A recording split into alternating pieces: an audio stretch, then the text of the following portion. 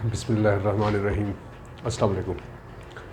आज का हमारा टॉपिक है पीपीसी का चैप्टर सेकंड है जनरल एक्सप्लेनेशन, जिसको आप डेफिनेशन भी कह सकते हैं कि इसमें डेफिनेशंस हैं। ये है सेक्शन 6 से सेक्शन 52A तक, इसमें सारी डेफिनेशंस हैं। अब इन डेफिनेशंस का मतलब क्या है? कोई भी आप एक्ट पढ़ते हैं, कोई भी हम जो भी कानून पढ़ते हैं, सबसे पहले उसमें डेफिनेशंस आती हैं। डेफिनेशन का मतलब ये होता है कि जहाँ पे वो वर्ड पूरे एक्ट में जहाँ पे आए उसकी समझ आ जाए कि ये कहना क्या चाह रहा है, इसका मतलब क्या है। जब भी कोई बात देखेंगे तो फिर हम उसकी डेफिनेशन में जाएंगे कि इसका मतलब क्या होता है। तो जो चैप्टर सेकंड में डेफिनेशंस हैं, सेक्शन 6 से हमारे पास एक चैप्टर है जनरल एक्सेप्शंस का। बेसिकली इस जर्नल एक्सप्लेनेशंस का मतलब यही है, यहाँ पे इसलिए बताया गया है कि जो जर्नल एक्सेप्शंस हैं उनको समझने में इसकी मदद मिले। स्टार्ट करते हैं सेक्शन 6 से। सेक्शन 6 से definition in this code to be understood subject to exception. Section 6 में हमें बता दिया गया है कि इस चैप्टर में जो भी जर्नल एक्सप्लेनेशंस हैं उनका मतलब यही है कि जो आगे चैप्टर 4 है जनरल एक्सेप्शंस का, तो उसको समझने में मदद मिल जाए। जनरल एक्सेप्शंस क्या है? एक आम रियायत है कि वो कौन सी कंडीशंस होती हैं जिन कंडीशंस के तहत कोई भी बंदा कोई ऑफेंस करता है तो वो ऑफेंस नहीं होता, उसको उसकी सज़ा नहीं मिलती, उसको रियायत मिल जाती है। तो उसको समझने के लिए, उस चैप्टर को समझने के लिए पहले इस डेफिनेशंस को समझना पड़ेगा, उसके बाद उस चैप्टर को हम समझेंगे। हम स्टार्ट करें सेक्शन 7 से, क्योंकि इसमें सेक्शंस बहुत ज़्यादा हैं तो कोशिश करेंगे इसको जल्दी जल्दी इसको बस कवर करें, क्योंकि जब क्लास में थे तो इस चैप्टर में कोई महीना 1.5 महीने के लेक्चर इसी में ही लग गए थे, लेकिन आज कोशिश करेंगे एक ही लेक्चर में इसी को सारी जो है रिपीट हो जाए। सेक्शन 7 है sense of expressions once explained. हमारे पास क्या है? 6 में बताया गया है कि इसका मकसद क्या है जनरल एक्सप्लेनेशन का। इसका मकसद ये है कि जो जनरल एक्सेप्शंस का चैप्टर है उसको समझने में इसकी मदद मिले। फिर सेक्शन 7 कहता है sense of expressions once explained. Sense of expression once explained मतलब क्या है? मतलब ये है कि यहाँ पे अगर कहीं पे एक्सप्लेनेशन किसी भी डेफिनेशन की कोई कहीं पे एक्सप्लेन किया गया है तो सारे पीपीसी में, सारी बुक में यही समझा जाएगा कि वही इसकी जो है वही एक्सप्लेनेशन है जो दी गई है। हर सेक्शन में बार बार नहीं दिया जाएगा। मिसल कोई लफ्ज़ आता है, जेंडर का लफ्ज़ आता है किसी सेक्शन में, मूवेबल प्रॉपर्टी का लफ्ज़ आता है, तो ये नहीं कि हर सेक्शन में जहाँ पे मूवेबल की बात होगी फिर उसको एक्सप्लेन भी किया जाए। तो क्या है कि वंस एक्सप्लेन जब यहाँ पे कर दिया गया, इस चैप्टर में जनरल एक्सप्लेनेशन में एक्सप्लेन कर दिया गया, तो हर सेक्शन में उसको एक्सप्लेन करने की कोई ज़रूरत नहीं है। इसी को देखा जाएगा कि इस सेक्शन में जो एक्सप्लेनेशन का चैप्टर है उसमें इसकी डेफिनेशन क्या है, उसको कैसे एक्सप्लेन किया गया है, उसको बार बार उसमें नहीं देखेंगे कि हर सेक्शन में उसको फिर वजाहत नहीं की जाएगी। मतलब कोई सेक्शन आता है उसमें जेंडर की बात होती है, अडल्ट की बात होती है, या कोई भी इस तरह की कोई बात होती है तो उसको उसमें फिर दोबारा एक्सप्लेन नहीं किया जाएगा। जब यहाँ पे एक बार एक्सप्लेन कर दिया गया उसको दोबारा फिर एक्सप्लेन करने की ज़रूरत नहीं है, फिर यहाँ से देखा जाएगा। फिर सेक्शन 8 है, 8 है जेंडर।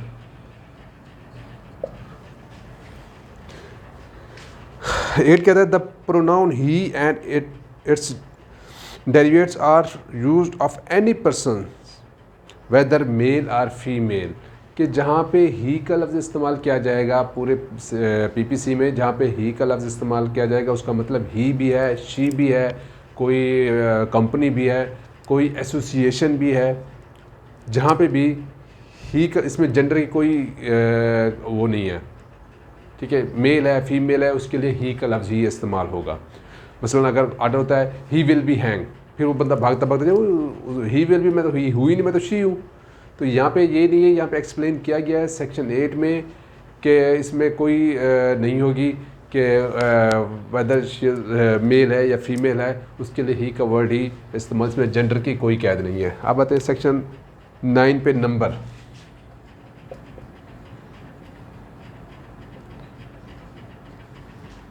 इस सेक्शन जहाँ पे नंबरिंग की बात होगी वहाँ पे सिंगुलर प्लूरल वाहिद जमा सीगे इनका कोई मकसद नहीं है। कोई भी लफ्ज़ आएगा वाहिद है तो उसको जमा में भी इस्तेमाल हो सकता है, जहाँ पे जमा है उसको वाहिद के लिए भी इस्तेमाल हो सकता है। मतलब कोई ऑफेंस है उसमें अगर एक वाहिद की बात की, एक पर्सन की बात की गई है तो उसमें अगर ज़्यादा है तो ज़्यादा भी उसी में फॉल करेंगे। इसलिए कि नहीं होगा कि उस सेक्शन में कहा गया है कि फ़लाँ बंदा, एक बंदे के ऊपर नहीं, इसमें जो नंबर होगा उसकी कोई कैद नहीं है।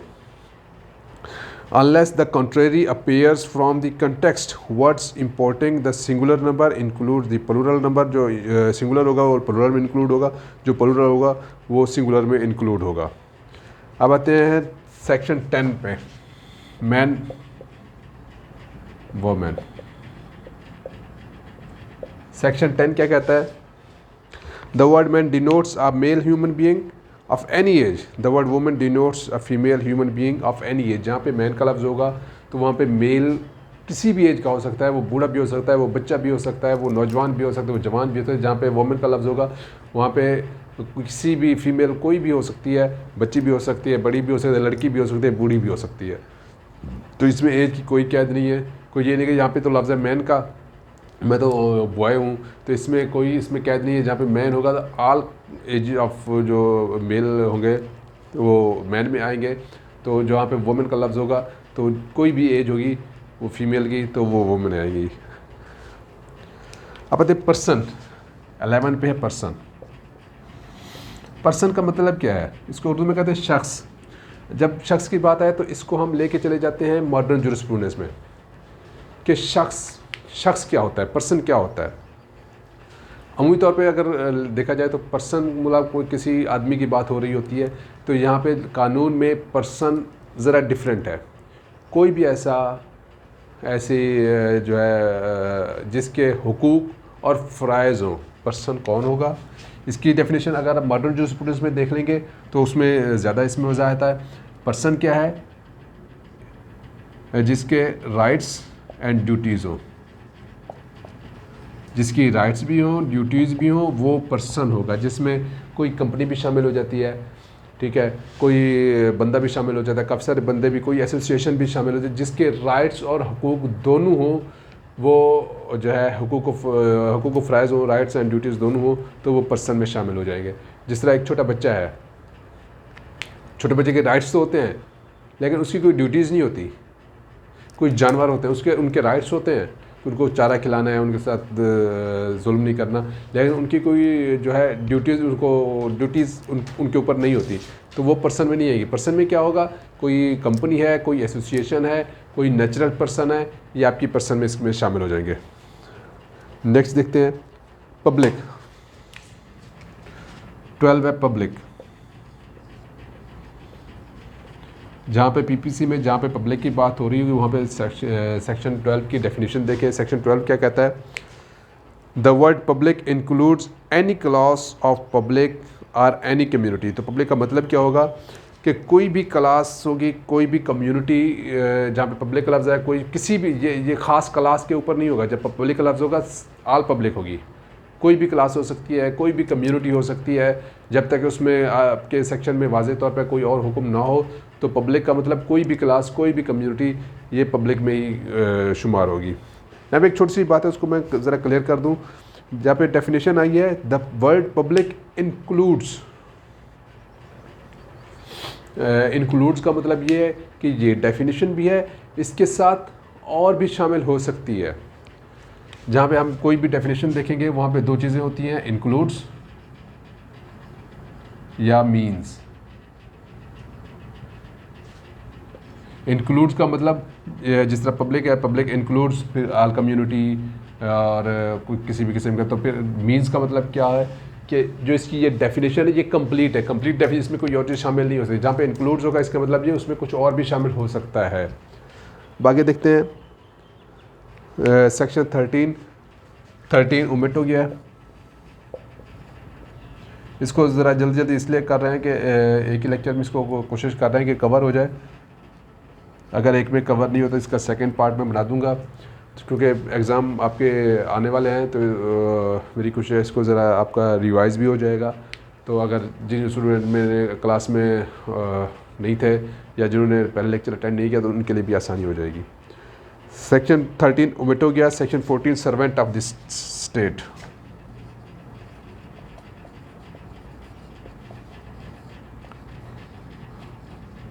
Servant of state, servant of state क्या है? The word servant of the state denotes all officers, all are servants, continued, appointed, or employed in Pakistan by or under the authority of the federal or government or provincial government.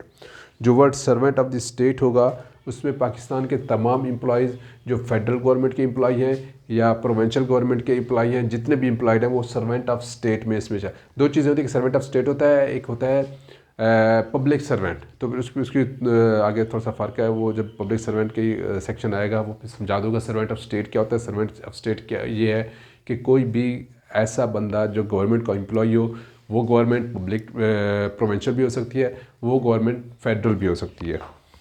जहाँ पे servant of state आएगा आपके इसमें किसी भी section में, तो उसमें आप उसकी डेफिनेशन समझने के लिए सेक्शन 14 आप देख लेंगे कि सर्वेंट ऑफ स्टेट क्या कहता है। वो जो है फेडरल गवर्नमेंट का भी एम्प्लॉय हो सकता है, वो प्रोविंशियल गवर्नमेंट का भी एम्प्लॉय हो सकता है।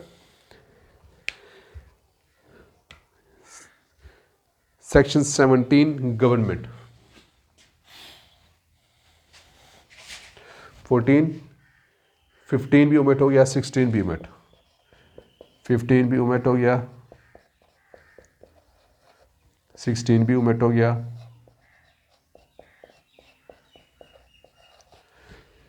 फिर आगे आ गया 17 है गवर्नमेंट।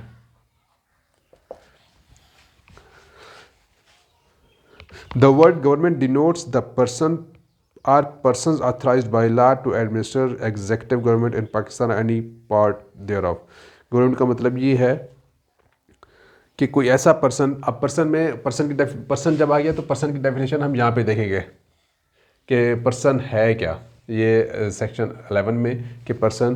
तो जब गवर्नमेंट की definition, the word government denotes the person or persons authorized by law, जो कानून ने जिनको एडमिनिस्ट्रेशन के लिए या एग्जेक्टिव के लिए, गवर्नमेंट को चलाने के लिए कोई भी उनको इजाज़त दी हो, उनको पावर दी हो, वो गवर्नमेंट कहलाएगी। सेक्शन 18 ओमिट हो गया।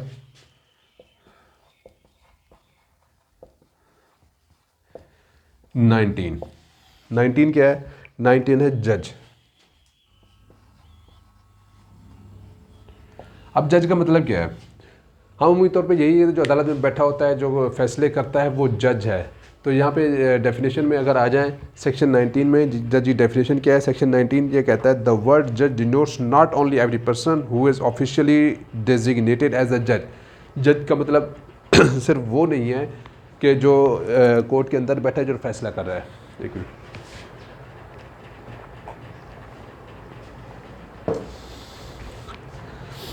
The word judge denotes not only every person who is officially designated as a judge, but also every person, इसमें और भी शामिल है। कौन से शामिल है? Who is empowered by law to give in any legal proceeding, civil or criminal, a definitive judgment। कोई भी ऐसा बंदा जो जजमेंट दे सकता है वो जज कहलाता है। लाजमी नहीं वो कोर्ट में बैठा हो। अब मेंबर बोर्ड ऑफ रेवेन्यू जो होते हैं वो भी जज होते हैं, विफाकी मौसम में चले जाएँ वो भी जज होते हैं। तो कोई भी ऐसा बंदा जो किसी भी मैटर के ऊपर जजमेंट कंप्लीट एक जजमेंट दे सके, उसको जज कहेंगे। लाजमी नहीं है कि वो अदालत के अंदर बैठा हो तो वो जज होगा, अदरवाइज़ वो जज नहीं होगा। तो जज का मतलब ये हर वो बंदा जो किसी भी मैटर के ऊपर, सिविल हो, क्रिमिनल हो या कोई भी मैटर हो, उसके ऊपर अपना फैसला दे सके, उसको हम जज कहेंगे।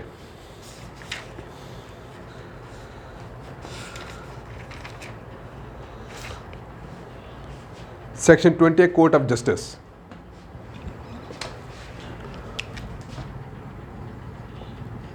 कोर्ट ऑफ जस्टिस, कोई भी जज होगा उसको हम कोर्ट ऑफ जस्टिस भी कहते हैं। कोर्ट ऑफ जस्टिस की डेफिनेशन क्या है इसमें? The word court of justice denotes a जज, क्या जाहिर करेगा? जज को who is empowered by law, जिसको कानून ने जो है पावर दी है टू एक्ट जुडिशली अलोन, वो अकेले जुडिशली एक्ट कर सकता है, या आर अ बॉडी ऑफ जज, या मुख्तलिफ जजेस होंगे वो उनको पावर देती है लॉ। कि वो जुडिशली एक्ट कर सकें। व्हेन सच जज और अ बॉडी ऑफ जजेस इज़ एक्टिंग जुडिशली, जब वो जज या बॉडी ऑफ जज जो जुडिशली एक्ट कर रहे हो फिर उसको कहेंगे कोर्ट ऑफ जस्टिस है ये। इसमें वो सारे जज भी शामिल हो जाते हैं और एक जज अकेला भी हो सकता है और बॉडी ऑफ जजेस भी हो सकते हैं। ये कोर्ट ऑफ जस्टिस है। आगे आप मेरा आता है पब्लिक सर्वेंट। ये ज़रा बड़ा सेक्शन है पब्लिक सर्वेंट। इसको वैसे तो इसके लिए सेपरेट होना चाहिए था लेकिन इतना टाइम नहीं है हमारे पास, तो कोशिश करूँगा इसी में इसको कवर कर सकूँ। जो इसमें 11th पार्ट है पब्लिक सर्वेंट के, जिसमें हमें समझाते हैं कि पब्लिक सर्वेंट है क्या।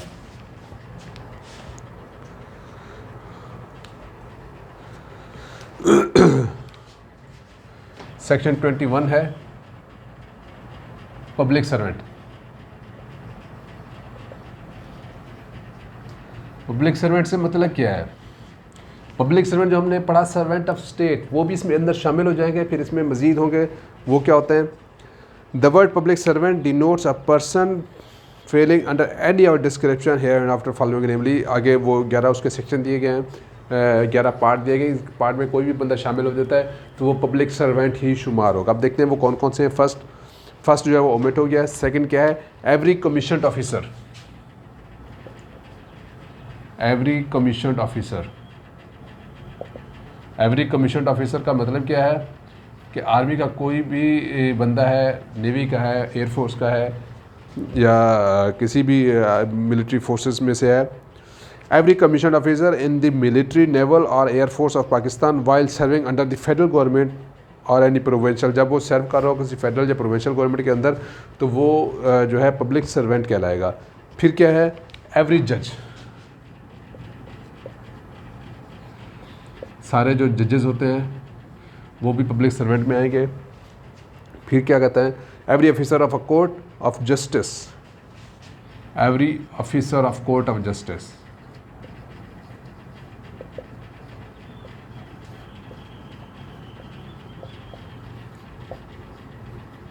अब यहाँ पे कोर्ट ऑफ जस्टिस या जज, तो इसको समझने के लिए हम जो पहले पढ़ चुके हैं उसको हम देखेंगे कि उसमें इसका मतलब क्या होता है। फिर आगे कहते हैं 5th में है every jury man assessor, every jury man assessor or member of panchayat assisting a court of justice or public servant. Every jury man का तस्वुर वैसे यहाँ पे नहीं है। एवरी जूरी मैन होगा जो पंचायत का मेंबर होगा, कोई भी ऐसा बंदा जो कोर्ट को असिस्ट कर सकता है वो भी पब्लिक सर्वेंट में शामिल होगा। फिर आगे क्या कहते हैं? एवरी आर्बिट्रेटर, कोई भी सालिस बंदा, सालसी, कोई भी सालसी होगा जो किसी भी काम में हेल्प करे, आर्बिट्रेटर या कोर्ट उसको मुकर्रर करेगी भी इनके दरमियान जो भी फैसला है वो कर दो, वो पब्लिक सर्वेंट कर दे। एवरी आर्बिट्रेटर और other person to whom any cause matter has be referred, जिसको कोई भी मैटर रेफर किया गया हो फॉर डिसीजन और report by any court of justice, या कोर्ट ऑफ जस्टिस से किसी को रेफ़र किया होगा आप भी इसका फैसला कर दें, तो वो भी उस वक्त जो फैसला करने के टाइम होगा उस वक्त वो पब्लिक सर्वेंट होगा। आगे क्या है? Every person who holds any office by which he is empowered to place or keep any person in confinement.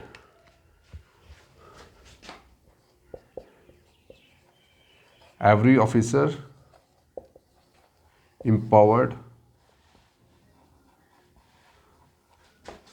To confine any person, किसी को कैद करने का जिसके पास अगर इख्तियार होगा तो वो भी पब्लिक सर्वेंट में आएगा। इसमें क्या होगा? इसमें पुलिस वाले या जितने भी कानून साज इदारे हैं वो इसके अंदर आ जाएंगे। वो ऐसे ऑफिसर जो किसी भी बंदे को कैद कर सकते हैं, उनके पास कानून ने उनको इजाज़त दी है, उनको पावर दी है कि वो किसी भी को भी कैद कर सकते हैं, कैद में रख सकते हैं। उसमें सारे हमारे जितने भी कानून साज इदारे हैं वो भी इसी के अंदर आ जाते हैं। आगे क्या है? Every officer of the government whose duty it is as such officer to prevent offence. Every officer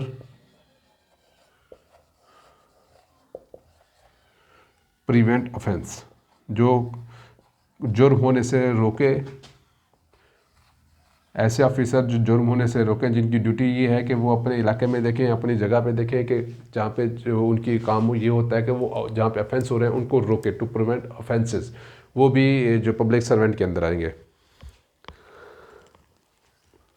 आगे क्या, every officer whose duty is it such officer to take receive any property on the behalf of government.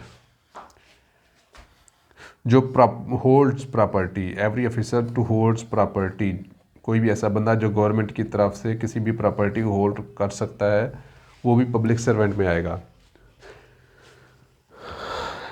उसकी assessment करने के लिए, government के behalf पे कोई contract करने के लिए, या उसका रेवेन्यू लेने के लिए, किसी भी काम के लिए गवर्नमेंट किसी को अपॉइंट करती है टू होल्ड प्रॉपर्टी, तो वो भी पब्लिक सर्वेंट में आएगा। आगे क्या है, every officer whose duty it is such officer to take receive की एनी प्रॉपर्टी और मेक एनी सर्वे और असेसमेंट।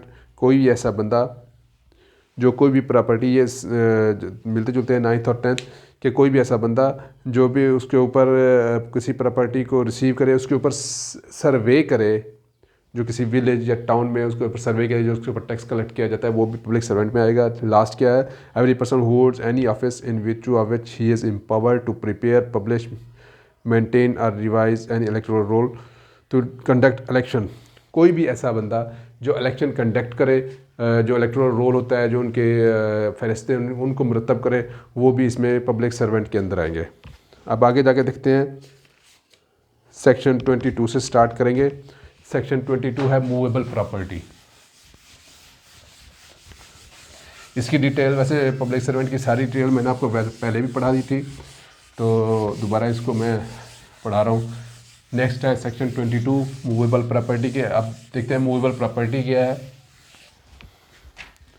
सेक्शन 22 है movable property.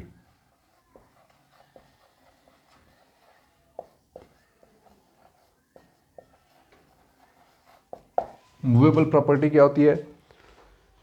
The words movable property are intended to include corporeal property of every description. Corporeal, जहाँ पे movable property क्या है वहाँ पे आया कॉर्पोरियल। कॉर्पोरियल क्या है? कोई भी ऐसी प्रॉपर्टी जो अपना जिस्म रखती हो, जो अपना जिस्म रखती है, वो मूवेबल। वैसे क्या है? जो मूवेबल, जो मूव हो सके, जो हरकत कर सके। कोई भी ऐसी प्रॉपर्टी, कोई भी ऐसी चीज़ जो ज़मीन के साथ अटैच ना हो, जो मूव ना हो सके, उसको मूवेबल प्रॉपर्टी कहेंगे। जो मूव हो सके, अब ये है, ये मूव हो सकती है, इसको कहीं भी लेके जा सकते हैं, ये मूवेबल प्रॉपर्टी है। तो जो भी ऐसी चीज़ जो ज़मीन के साथ अटैच हो, जो मूव ना हो सके, वो मूवेबल प्रॉपर्टी होती है। जो मूव हो सके, वो मूवेबल प्रॉपर्टी होती है। The word movable property are intended to include corporeal property of every description except land and things attached to the earth are permanently fastened to anything which is attached to the earth। कोई भी ऐसी चीज़ जो जिस्म रखती है और move हो सकती है, वो मूवेबल प्रॉपर्टी में आएगी। अब सेक्शन 22(3) है रॉन्गफुल गेन।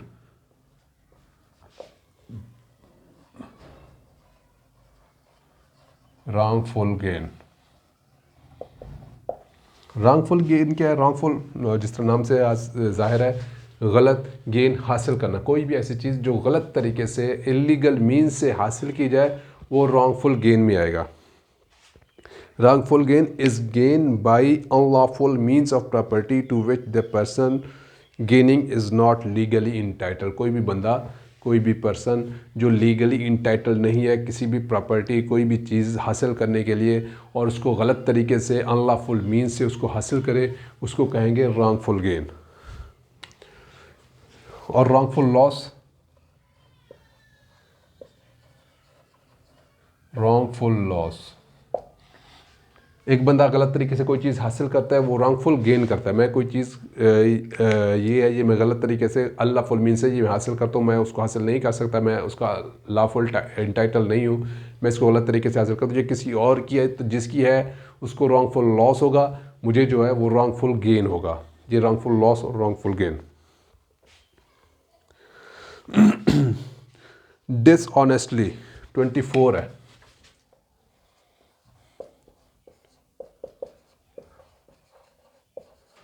डिसऑनेस्टली, बदजानती तौर के ऊपर। Whoever does anything with the intention of causing wrongful gain to one person or wrongful loss to other person is said to do that thing dishonestly. कोई भी ऐसा बंदा जो इंटेंशनली ये कोशिश करे एक बंदे को ये चीज़ है, ये प्रॉपर्टी है, इसको रॉन्गफुल गेन हो, इसको रॉन्गफुल लॉस हो, तो इसका मतलब वो जो उसकी वो जो बंदा है वो डिसऑनेस्टली कर रहा है। डिसऑनेस्टली क्या है? ये ए है, ये बी है, यहाँ पे ये सी है। अब ये कोशिश करता है इसकी जो प्रॉपर्टी है, ये बी इसका इंटाइटल नहीं है, ये इसको मिल जाए, ए की प्रॉपर्टी बी को मिल जाए। अनलॉफुल, बाई अनलॉफुल मीन्स इसका मतलब ये है कि जो सी है ये डिसऑनेस्टली कर रहा है कि ए की प्रॉपर्टी है वो बी को मिल रही है, बाई अनलॉफुल मीन्स तो जो ए है इसको रॉन्गफुल लॉस हो रहा है, तो जो बी है उसको रॉन्गफुल गेन हो रहा है।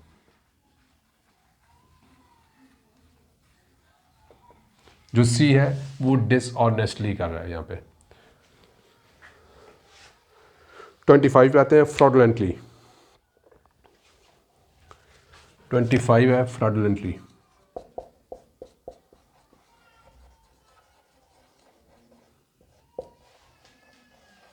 फ्रॉडुलेंटली क्या है? A person is said to do a thing fraudulently if he does that thing with intention to defraud but not otherwise. Fraudulently, fraud करना, किसी के साथ फ्रॉड करना। यहाँ पे अब दो चीज़ें आती हैं, एक होता है फ्रॉड, एक होता है मिसरिप्रेजेंटेशन। एक होता है फ्रॉड, एक होता है मिसरिप्रेजेंटेशन।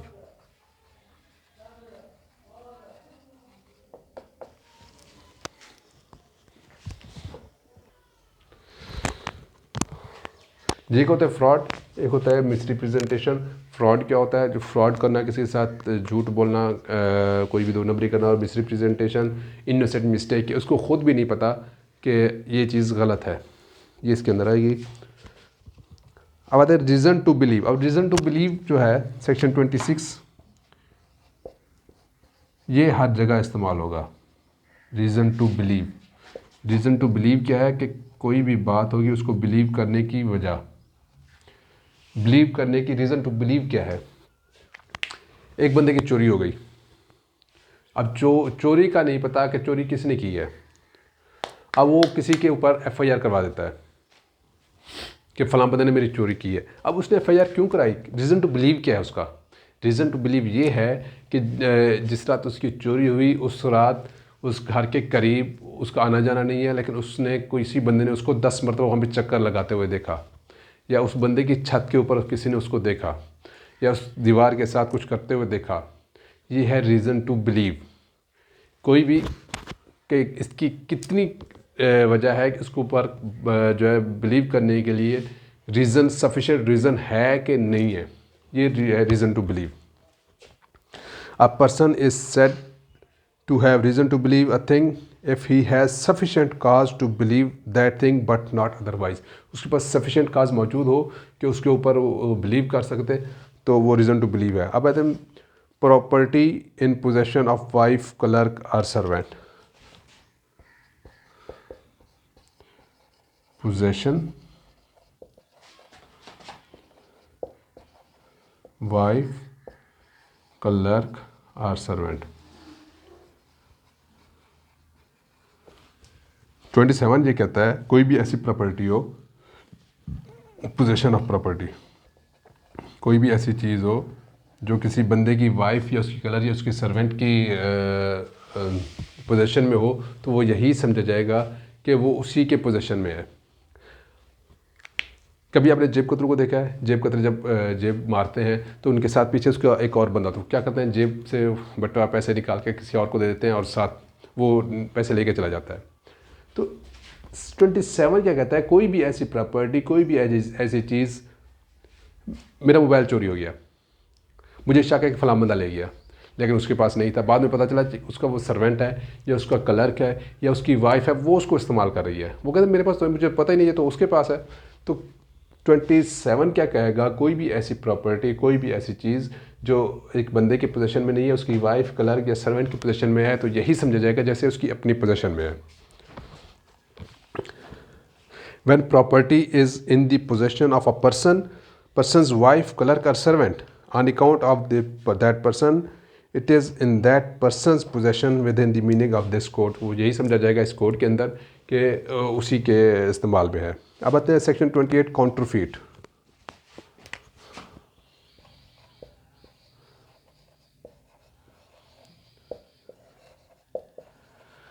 काउंटरफीट क्या है? एक होती है असल, एक होती है उसकी फ़ोटोकॉपी। काउंटरफीट में फ़ोटोकॉपी नहीं आती, असल की तरह कोई भी कॉपी बनाना। अमूमी तौर पे होता ये है कि कोई भी किसी भी किस्म का स्टाम्प जो है वो पुरानी डेट में लेके उसको असल की तरह बना के पेश कर देते हैं, उसको काउंटरफीट कहते हैं। या कोई भी निकाहनामा होता है कहीं पे भी, तो निकाहनामा असल तो असल होता है, उसकी फ़ोटोकॉपी नहीं, उसकी बिल्कुल सेम असल की तरह बना के, असल बना के पेश करना, उसको काउंटरफीट कहते हैं। कॉपी नहीं, असल की तरह असल बना के, 2 नंबरी के साथ असल बना के उसको पेश करना, उसको काउंटरफीट कहते हैं। A person is said to counterfeit who causes one thing to resemble other thing। Same चीज़ से रिजेंबल करना, जो ओरिजिनल है उससे रिजेंबल करना। Intending by means of that resemblance is to practise deception. उसका मकसद किसी को धोखा देना है, असल इसलिए बना के पेश करता है कि उसका मकसद किसी को धोखा देना होता है, वो काउंटरफीट कहलाती है। 29 पे आए, डॉक्यूमेंट। Section 29 document. लगता है स्पीड बढ़ानी पड़ेगी क्योंकि अभी सेक्शन काफ़ी सारे रह गए हैं। डॉक्यूमेंट क्या है? The word document denotes any matter expressed और described upon any substance by means of letters figure. कोई भी ऐसी चीज़, कोई भी जो कि किसी भी बात को डिस्क्राइब करती हो, एक्सप्रेस करती हो किसी भी तरीके से, वो लेटर से भी हो सकती है, वो फिगर से भी होती है, वो मार्क से भी हो सकती है, और ऐसी चीज़ जिसको हम एज ए एविडेंस पेश कर सकें, वो डॉक्यूमेंट कहलाती है। कोई भी ऐसी चीज़, एक्सप्रेशंस भी हो सकते हैं, कोई लेटर भी हो सकता है, कोई फिगर भी हो सकता है, कोई भी चीज़ हो सकती है जो हम एविडेंस के तौर पर पेश कर सकें, वो डॉक्यूमेंट कहलाती है। Valuable security, section 30।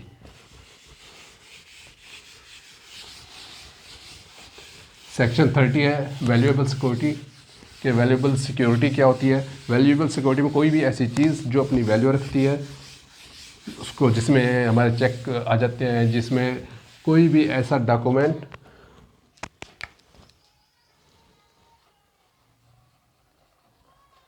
Valuable security में क्या होगा, कोई भी ऐसा डॉक्यूमेंट जो राइट्स कन्वे कर रहा है, कोई जो है प्रॉपर्टी को चेंज कर रहा है, वो वैल्यूएबल सिक्योरिटी में आएगा।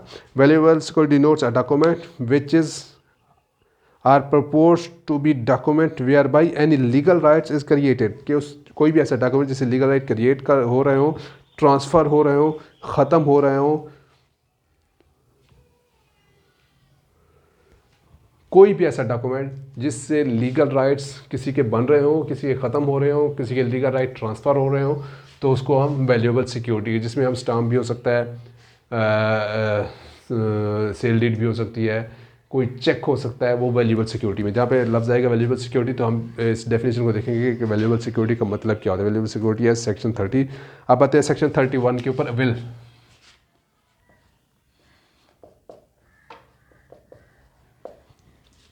विल, यहाँ पे इसका वैसे जो मीनिंग है वो वसीयत के तौर पर लिया गया है, लेकिन विल ख्वाहिश का नाम होता है कि इसकी ख्वाहिश क्या है, विल ख्वाहिश। लेकिन जो पीपीसी में इस्तेमाल किया, या हमने इस्तेमाल किया, यहाँ पे विल का मतलब वसीयत है। वसीयत क्या होती है कि बंदा जो आखिरी टाइम अपना वसीयत लिख के देता है, जो मेरी प्रॉपर्टी है वो किस तरह डिस्पोज ऑफ करनी है, किस तरह तकसीम करनी है, वो विल कहलाएगी। The word will denotes any testamentary document. कोई भी ऐसा डॉक्यूमेंट जो उसका वसीयत हो, वो विल कहलाती है। 32 है, words referring to acts includes illegal omission. 32 ये कहता है एक्ट, ओमिशन। एक्ट और ओमिशन क्या है?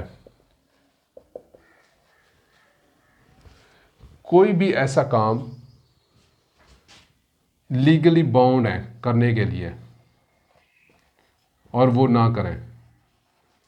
कोई बंदा है वो लीगली बाउंड है कोई काम करने के लिए और वो ना करे, तो वो क्या होगा? ओमिशन होगा। अब कोई पुलिस वाला है, उसके सामने बंदे लड़ रहे हैं, उसका काम है उसको रोके। एक बंदे का काम है कि वो जो ऑफेंस हो रहे हैं उनको प्रिवेंट करे, और उसको नहीं रोकता था उसका मतलब उसने ओमिशन किया है। तो कोई भी ऐसा काम,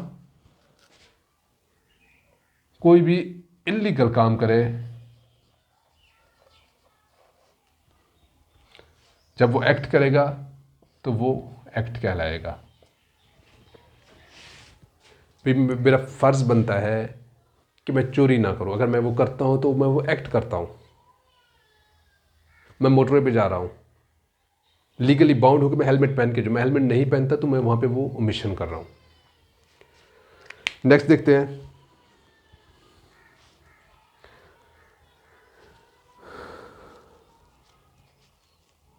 थर्टी टू और 33 में सेम एक्ट और ओमिशन की बात की गई है। 34 देखते हैं। Acts done by several person in furtherance of common intention. 34 बहुत इंपॉर्टेंट है, सेक्शन 34। वैसे नेक्स्ट जो है कॉमन इंटेंशन है 34। कॉमन इंटेंशन और कॉमन ऑब्जेक्ट, इसको डिफरेंस हम एक और वीडियो में देखते हैं। Section 34 common intention.